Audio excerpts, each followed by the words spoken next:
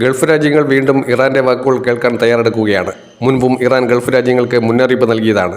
Egypt ഉൾപ്പെടെയുള്ള രാജ്യങ്ങളെ പരിപൂർണമായി വിശ്വാസത്തിലെടുത്ത് ഒരു ചർച്ചയിലേക്കൊക്കെ ഇറാൻ നീങ്ങിയതാണ്. മുൻപ് ഇസ്രായേലുമായി 12 ദിവസം നീണ്ടുന്ന യുദ്ധത്തിനൊടുവിൽ ഖത്തറിലെ അമേരിക്കൻ എയർബേസ് തകർത്തുകൊണ്ട് ഇറാൻ കൊടുത്ത മറുപടി അതിഗംഭീരമായിരുന്നു. ഇറാന്റെ തിരിച്ചടി എത്രത്തോളം ശക്തമാണ് എന്ന് ഗൾഫ് രാജ്യങ്ങൾക്ക് മനസ്സിലായി കഴിഞ്ഞിരിക്കുകയാണ്.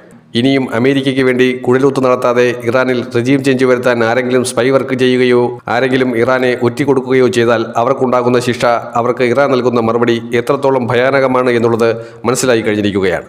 ഇറാനെ സംബന്ധിച്ചിടത്തോളം 2 കാര്യങ്ങളാണ്. ഇറാന്റെ പ്രോക്സി ഗ്രൂപ്പുകൾ എന്തിനും പോന്നു നിൽക്കുന്ന ഒരു അവസ്ഥയാണ്.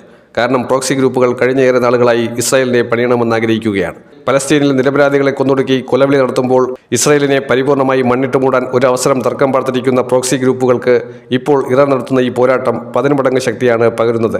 അവരെ മനോബലപ്പെടുത്താനും അവരുടെ മാനസിക നില ശക്തമാക്കാനും ഇറാൻ കഴിയുന്നുണ്ട്. ഇറാന്റെ ശക്തമായിട്ടുള്ള തിരിച്ചടി അമേരിക്കയ്ക്ക് ഉൾക്കൊള്ളാൻ കഴിയുന്നില്ല എന്നുള്ളതാണ് വാസ്തവം. ഇസ്രായേൽ ഈ രീതിയിൽ മുന്നോട്ട് പോവുകയാണെങ്കിൽ ഇസ്രായേലിന്റെ സംവിധാനങ്ങളെല്ലാം താറുമാറാകും. ഇപ്പോൾ തന്നെ ഇസ്രായേലിന്റെ കമ്മ്യൂണിക്കേഷൻ സിസ്റ്റം താറുമാറാണ് എന്നുള്ളതാണ് ഏറ്റവും ഒടുവിൽ വന്നിരിക്കുന്ന റിപ്പോർട്ട്. അമേരിക്കയ്ക്ക് വലിയ സാമ്പത്തിക നഷ്ടമുണ്ടാകുന്നു. ഈ യുദ്ധം കൊണ്ട് അമേരിക്കയ്ക്ക് കാര്യമായ നഷ്ടമൊന്നും ഉണ്ടാകുന്നില്ല എന്ന് ആവർത്തിച്ച് പറയുന്നുണ്ടെങ്കിലും ഇറാനിന് ശക്തമായ തിരിച്ചടി നടത്തുന്നു എന്ന് വലതുപക്ഷ മാധ്യമങ്ങൾ വരെ വളരെ വ്യക്തമായി പറഞ്ഞിരിക്കുകയാണ്. അമേരിക്കയ്ക്ക് വേണ്ടിയും ഇസ്രായേലിന് വേണ്ടിയും സ്തുതിപാടി നടന്നവരൊക്കെ ഇപ്പോൾ മുങ്ങിയിരിക്കുകയാണ്. അവരെല്ലാം അമേരിക്കയെ കൈവിട്ടുകൊണ്ട് ഇപ്പോൾ മുന്നോട്ട് വരുന്ന അവസ്ഥയാണ്.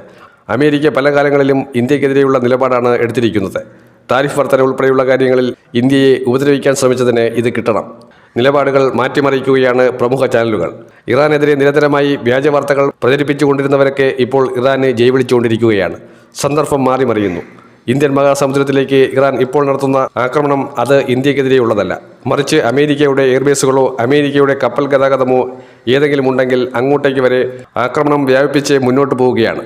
ഇറാന്റെ മിസൈൽ ശേഷി 2000-മോ 3000-മോ അല്ല, 4000 കിലോമീറ്റർ ദൂരപരിധി വരെ കടക്കുന്നു എന്ന ഏറ്റവും ഞെട്ടിക്കുന്ന റിപ്പോർട്ട് വരെ പുറത്തു വന്നിരിക്കുന്ന അവസ്ഥയാണ് ഇപ്പോഴുള്ളത്.